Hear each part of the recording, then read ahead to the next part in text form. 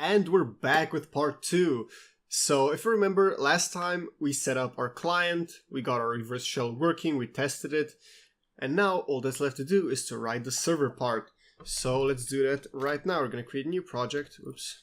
File, new project. There we go. Maven project, Java 1.8. Group ID was reverse.shell, and our artifact ID is going to be server. Project name, we're going to call it reverse shell server. Let's open it in this window. Yep, that's fine. Okay, we don't need our Maven thing or Palm file. We're gonna go here into main, and we're gonna start up just like last time by creating our main class. Just fill out our main method. I'm gonna take string array of arguments. There we go. All right, now first we're just gonna set up our server. So we're gonna say reverse server. Bam, that's fine. Again, it's gonna implement runnable. Here we go. There we go. And now we are gonna need a constructor. Reverse server. We're going to take in a parameter. It's going to be the port where we're going to be starting up. We're going to need a couple of private variables. So we're going to need a server socket channel. Server socket channel. We're going to need a private selector, just like last time. Selector. Oops. Oopsie. Come on. Selector. And we're going to do basically the same thing. So we're going to say selector is going to be selector.open. This time we don't need to wake it up. Our server socket should take care of that. Add the exception. And our server socket channel is going to be this. So we're going to open it. We're going to again say configure blocking false. And we also need to, let's see, configure blocking. Yeah, we need to bind it obviously to a new server. Oh, sorry, new socket, inet socket address. There you go, and pass in the port. Perfect. And this is gonna throw an exception. Oh, set language level to 7. Sure. Come on. Set language level. Although I want language level version, language level 8. So we're gonna just say 8. Oops. There you go. Perfect. And here, implement methods. Obviously, we need our run. It's gonna be to do. Since we still need to register our selector, and this time we're gonna say op accept. There we go. So we're going to be getting events. We're going to be reading or selecting events that are basically accept events. And that's what we're going to do in here. So again, we're just going to, or we can do it later. So while our server socket is open, we are first going to say selector.select. And yep, this is going to throw an IO exception, so we're going to surround the whole thing in a try catch block. So IO exception, there we go. We're going to add the finally block later. So drop that here. Oh wait, oh, exception E, there we go. And we need we're going to be getting a set of selection keys. Selection keys, it's gonna be selector.selected keys. And again, we're just gonna iterate over these selection keys. Selection key is selection keys. There we go. And now we just need to do a couple checks. So if our key isn't valid, we'll just return, or sorry, not return, continue. We're just gonna go to our next key. Then next, oh right, oh wait, I messed something up here. Yeah, we're getting a set, but actually I want an iterator. Not iterable, but iterator. We need to fix that in the client as well, but we're gonna do that later. Selection keys, yeah, sure, and dot iterator. Selection keys, what? For each not applicable to type iterator. Oh, right. So we're gonna say while selection keys dot has next. Selection key equals selection keys dot next, and we also want to say selection keys dot remove. There we go. We need to add this to the other one as well, to the client. So if the key isn't valid, we're just going to continue the while loop. We're going to go on to the next one. Why is there? Oh, whatever. So if our key is acceptable, then we're going to say accept key. And if our key dot is readable, we're gonna read from it. Easy as that. Awesome. Now, let's see, how are we gonna do this? That's fine. Yeah, we're done with this. So next, we need a private void accept selection key. Perfect. And to accept a, yeah, so we need to cast it first. So socket channel, and I cast it.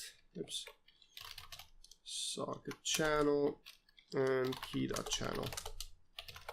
And we can use a socket channel dot accept. No, wait a second. Let me. Let's see. Attach is readable. Blah blah blah. Cancel. Oh yeah, I think we need to. Yeah, channel dot socket dot. No, wait a second. Okay, let me just do a quick Google search. I completely forgot how Java Neo works. Okay, so it turns out we don't get a socket channel here. This is a server socket channel, and yep, there we go. We're just gonna put this in parentheses. There we go, and just call accept on that. And now this, yeah, and handled exception, whatever. Now this accept method is actually gonna return a socket channel, so that's fine. And now we basically just say socket channel dot configure blocking false. There we go. And we also need to register our selector. There we go, selector, and this time is gonna be op read. Since we're gonna be reading from, we want to be notified when there's data to be read, and we'll actually attach some data, and we're going to call that name. We're going to generate up here string name, and this is just going to be something for us to identify the client by. This could be anything. We could even make it send over the computer name, which we will do later, but for now this is just going to be fine. We just need a way to identify the client when we try to connect to it. So okay, let's see. We're gonna say socket channel dot socket dot get INET address, get host name, sure, and we're gonna add the ports. We're gonna add a semicolon or a colon, socket channel socket get INET address dot get port. Oops. Oh. Wait a second. Host name, host address. Can't I get the port? Excuse me, I thought I could. I should be able to, but okay, whatever. We'll just leave it as that.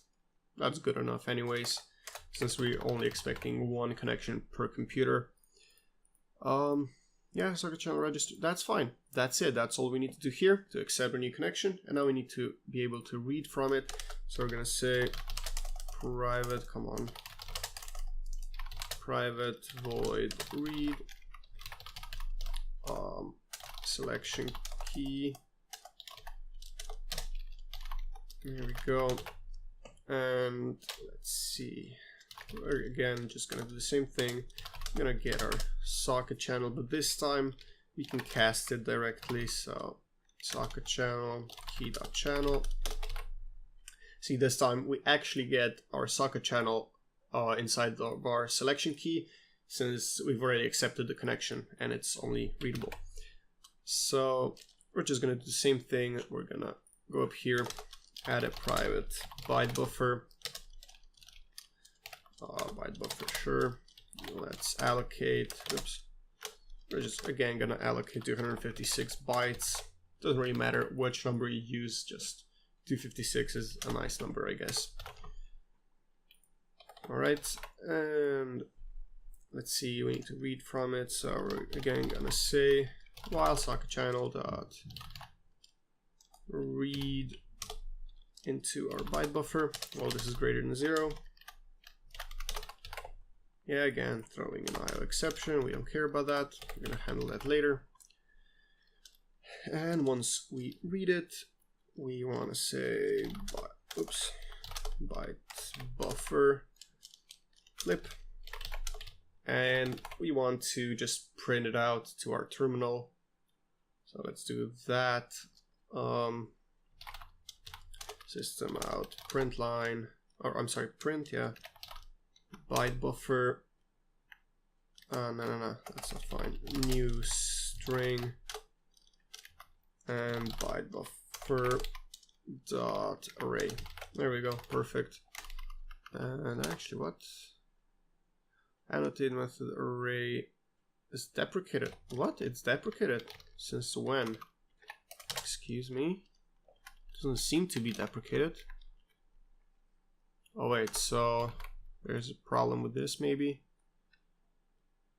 Oh, whoa, okay. That's weird. Let's fix that. Get canonical hostname, get address, get host address. Host address, sure. Still not. Wow, alright. That's interesting.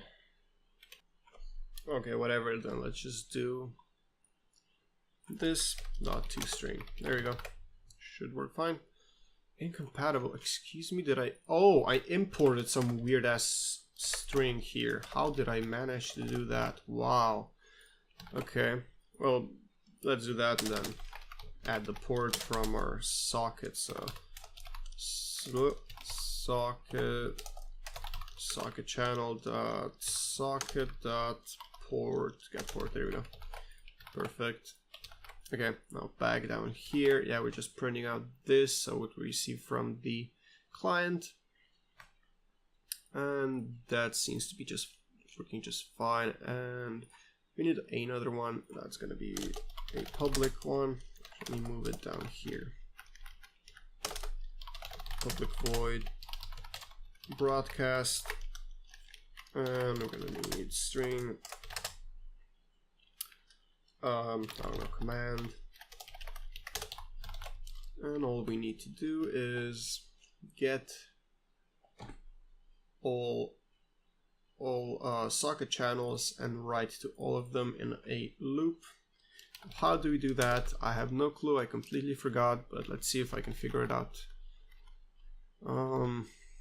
Nope, probably has to do something with the selector. Is open keys, yeah. There it is. We get all the keys. Oopsie. What did I do? Get a set of select. Whoa. So, come on. Selection keys. There we go. And we're gonna go for each selection key. Selection keys, and we'll say selection key oops, key dot channel dot write, but we need to actually cast our channel first. We're gonna cast it to a socket channel, and we'll be writing byte buffer dot wrap, and we're gonna be wrapping cmd.get bytes. Again, add an exception, and that's it. We just need a close, public void close, and all this is gonna do is first close our server socket channel. Close that. Yeah, again, exception. Oops. And server socket, no, selector, sorry. And close that as well. And that's basically it. Yeah. Except here in the run, you need to add a finally block and just say this dot close and add another try catch. Oops. Perfect. And I think this is basically it. Let's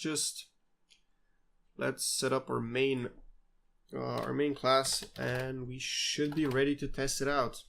So what do we need to do? We need a reverse server. We're going to be starting it on port 7777, just like our client that's connecting there.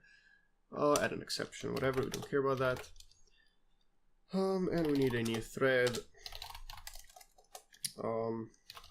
Server thread is going to be a new thread with a reverse server in there, and we're just gonna start it. And while our server thread is going to be alive,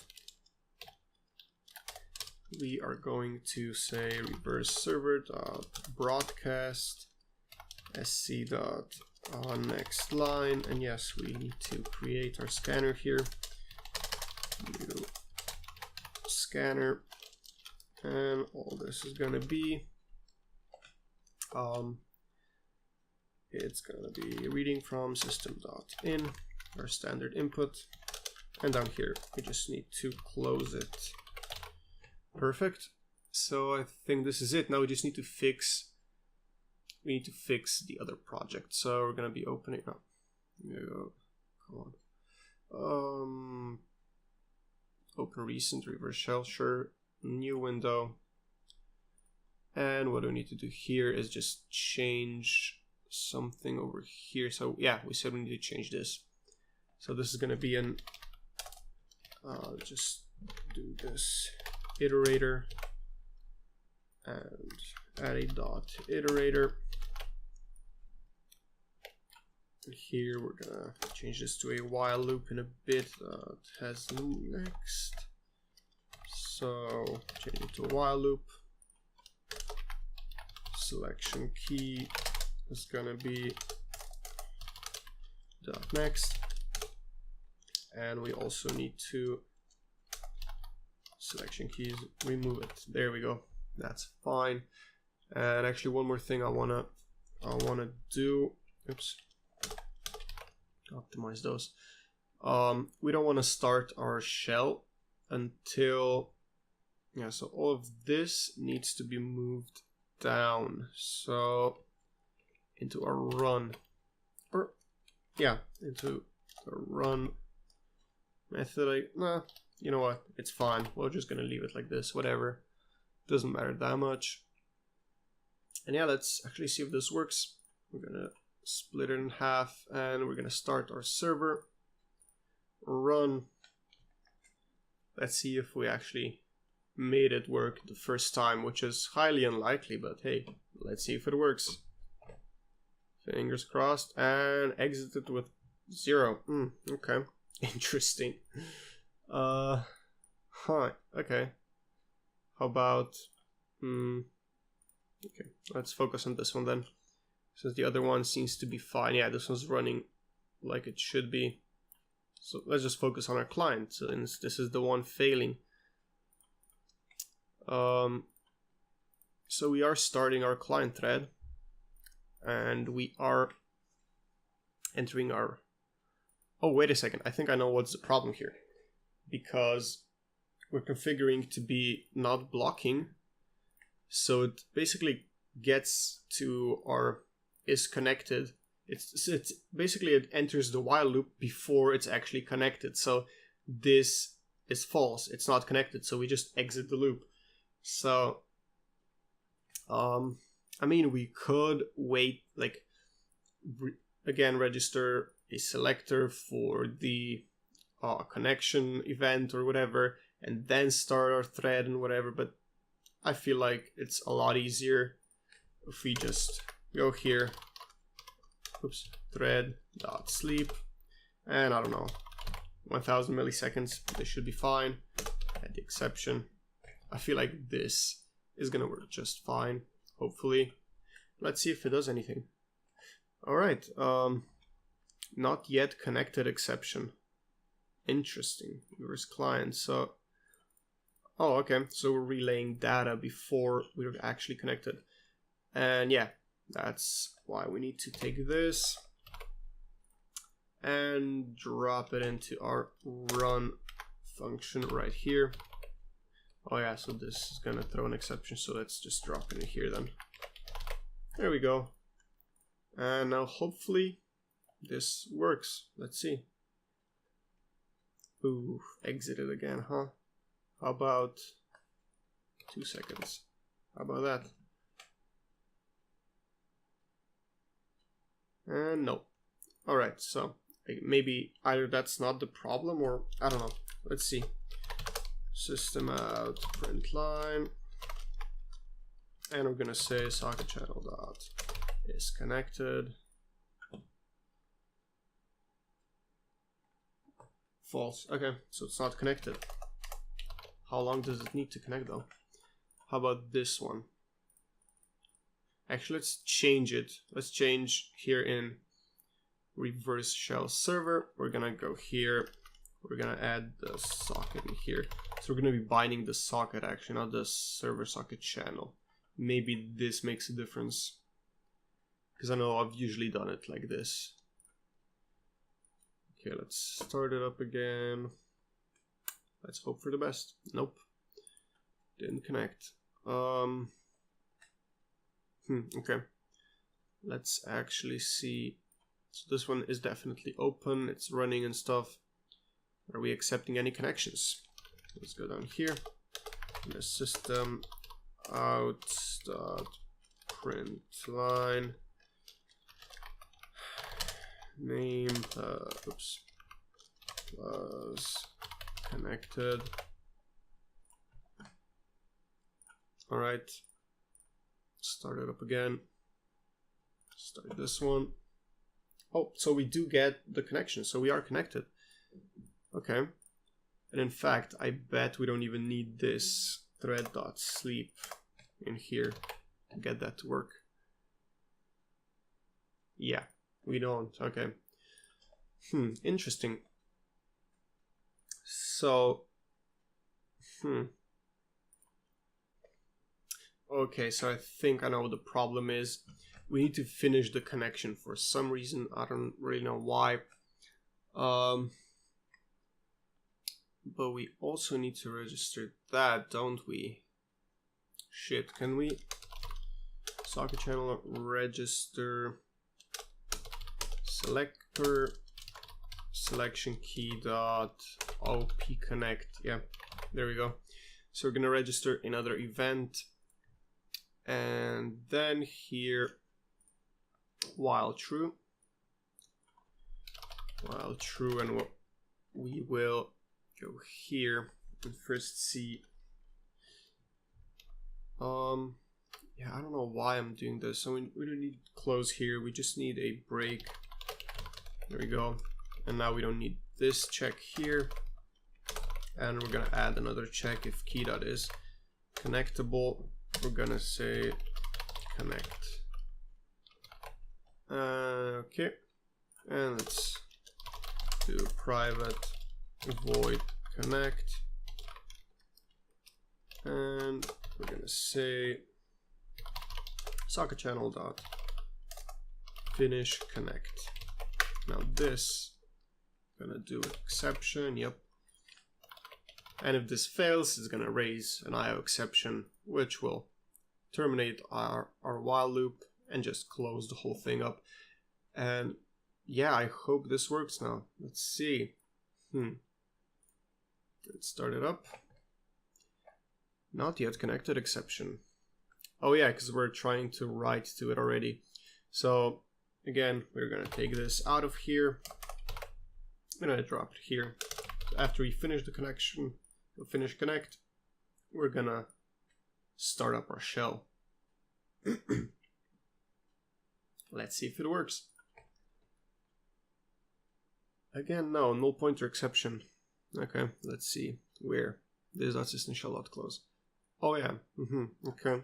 So there was an exception thrown. Let's see. So let's see e dot print stack trace. Try that again. Null pointer. Okay. Okay, so I figured out what's going on. So when we enter this loop the first time, we're basically not yet connected to the servers. So this means our system shell hasn't even been created yet, since we don't want to start it before we're actually connected. And when this while loop finishes, we get to this if statement. If system shell isn't running, we want to close, but system shell is null. So we're basically calling is running on a null object, which is definitely not a good thing. So we're gonna say if system shell isn't equal to null and it's not running. And hopefully that's gonna fix it. Let's see. Okay, another null pointer exception. Oh, same one. Huh, that's interesting. Maybe print stack trace. That helps maybe somehow. Yep, there we go. Connection refused. Okay, so we're getting somewhere. So the connection is being refused by the server. Let's just try restarting it, just in case that somehow. Oh, would you look at that? How about that? Granted, this is definitely not what we were expecting, but hey, we're close. Okay, so what is actually happening here? What's the problem? What's the deal with this? Well, we're reading into a byte buffer, and somehow the bytes get mixed up somewhere. And yeah, we need to figure out where. That's gonna be interesting. What if we taken a byte array instead? So we don't have to do all of this shit here. So we can just say data. So we're wrapping data. Yeah, override, blah, blah, blah. Can we? Nope. Let's go to, let's do this. Come on. How do I? There we go. This is going to be changed to a byte array. And now here in our system shell, we need to fix this. So, alright, so while that's available, I'm gonna surround that, put it in a separate block. And what I want to do here is just read all of the data. So again, gonna be reading in chunks. Okay, let's see. So we need a buffer that's gonna be a new byte array of size 256. And now we can say standard input dot read our buffer. And yeah, I mean, that's basically all we need to do, I think.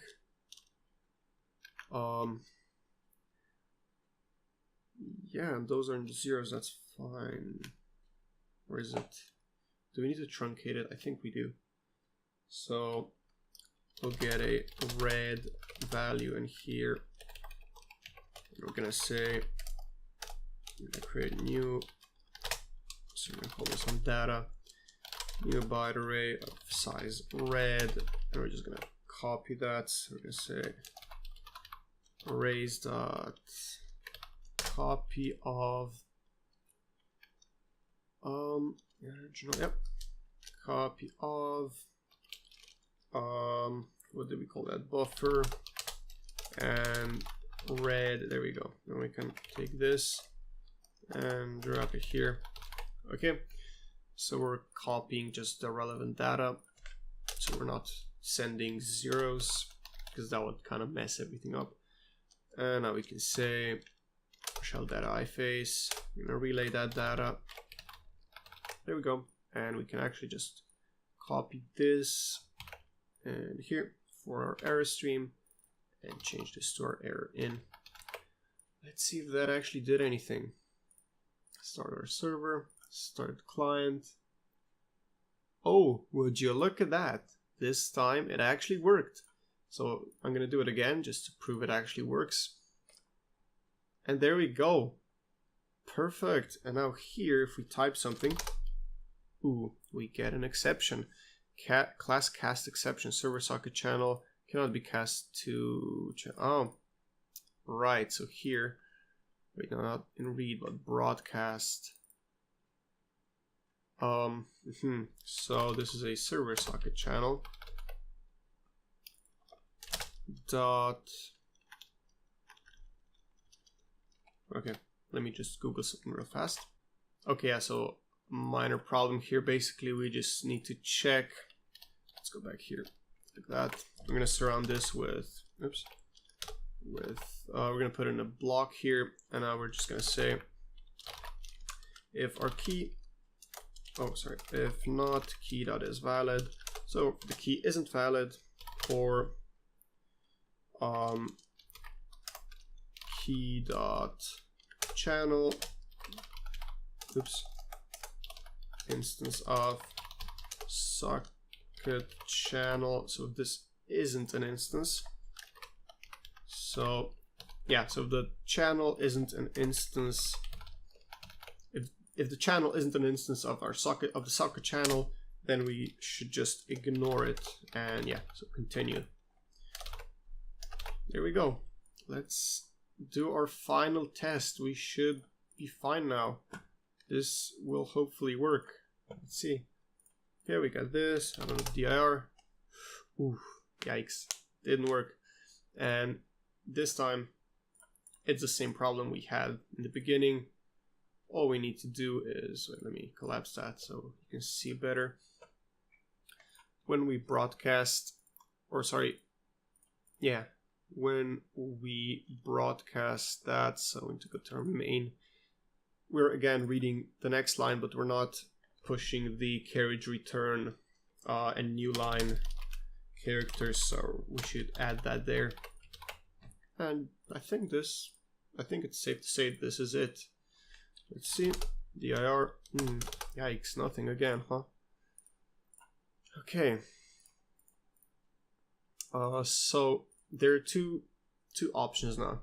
Either our server isn't broadcasting the data correctly, or our client isn't reading it correctly. So what I want to do here is, because it is possible that none of these instances are instances of the socket channel, so we want to fix that. We want to check if that's the case. Print, yeah, sure, print, there we go. We're just gonna say, okay. So let's see if that's maybe the case. Yep, that's fine. So we do write the data. So the problem seems to be on the client side. I'm gonna kill that. Okay, let's focus on this guy. So our read is, let's see, read, yeah, flip it, system shell write, byte buffer, dot array, new string. Okay. Okay, I don't see anything out of place just yet. So if it is readable, we want to read it. Oh, Oh, I know what the problem is. We are registering 2 operations or 2 events here, and I think you can only register 1 at a time. So we're gonna take this guy. Yeah, there we go. Copy that and go down here. Once we finish the connection, we should register the new selector, or I mean the new event. Let's see if that works. Start it. Bam. Yeah, there we go. Would you look at that? That actually did something. I have a feeling it crashed the whole thing, but oh, that's weird. It just like restarted the whole thing a million times or something. What? Huh. Oh, you know what? On our server, we're not actually clearing our byte buffer. Wow, that's such a noob mistake. Jesus.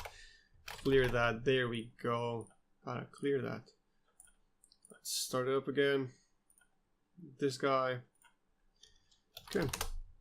Hey, there we go. That still didn't work perfectly, but it's a little bit better. Just a little bit.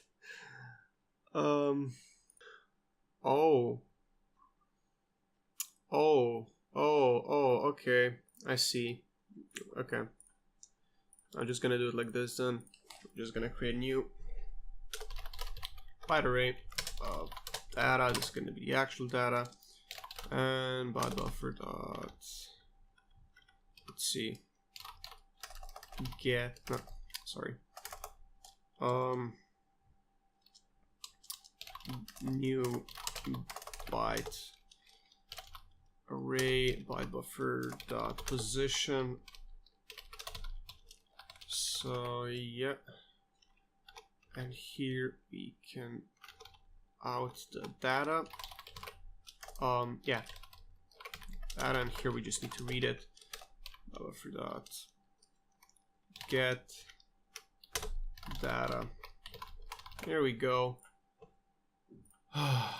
Please work. God damn it, buffer underflow exception. Oh, so was it? Oh, right, okay. Huh. How about we do this? Should probably, yeah. Oof, yikes. That's not good.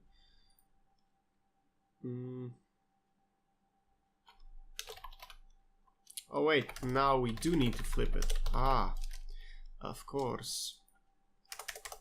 Let's get rid of that, and we're gonna say byte buffer flip. Now we do need to flip it, yes. Okay, one more test, come on. We get absolutely nothing. Whoa. What a surprise. That's, oh yeah. Oh god. Gotta do this. Because the position is gonna be flipped to 0 once we flip the buffer. Let's do that, and we get an output, yay, and the, hey, would you look at that? Now it finally works. Oh my god. Okay, so let's see, ipconfig more, excuse me. That was system shell terminated.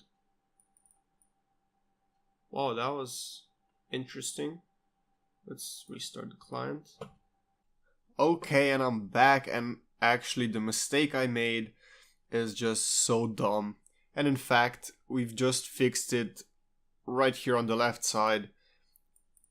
And it turns out we have the same mistake in our client. So yeah, we're using the dot array method, which doesn't work this way. So let's quickly fix this. So we'll get ourselves a byte array. We'll call it data. The size of it is gonna be new byte, and byte buffer dot position. Now since we're flipping the buffer, we need to get this array. We need to create the array first. since when we flip it, the position is going to be reset to 0. And now we just read into it. So, oh, sorry, not read, get data. And here we replace this with data. And there it is, simple as that. So let's see if that fixed it. I mean, it should. So there we go. We got our shell. Bam, dir. And yeah, it works. It works perfectly fine. You can now type as many commands as you want, and it's not gonna, I mean, it's gonna keep on working. And if we do exit, that surprisingly didn't terminate the client, but yeah. Oh yeah, there we go. System shell terminated.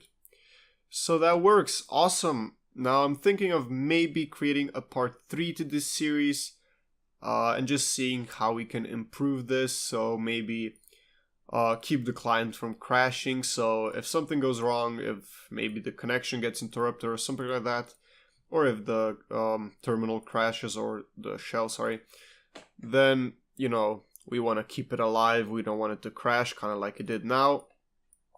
So let me know in the comments down below if you want to see that.